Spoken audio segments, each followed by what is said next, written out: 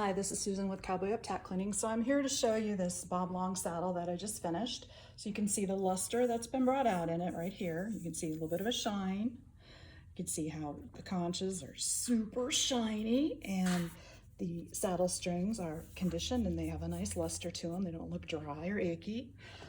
There's saddle fender. See, everything's got a nice luster to it. Everything's cleaned, conditioned. Here's the Latigo strap. Whoop. For the saddle. So that's got a nice luster to it. There's your saddle horn, your seat. And so with this seat, there were a few spots on it. There might be just a few left on it.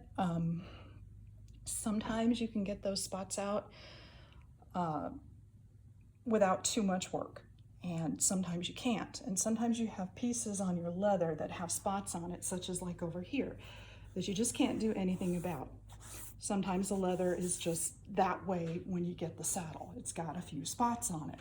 So it's nothing bad, but what we basically did was after I cleaned up everything, just shined everything up, put a nice condition on it, not over conditioning it by any means. It's got a nice shine to the cantle now.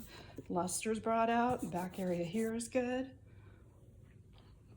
I'm just gonna take the phone around and give you a good video here. I did not put the stirrups on yet. For some reason, I always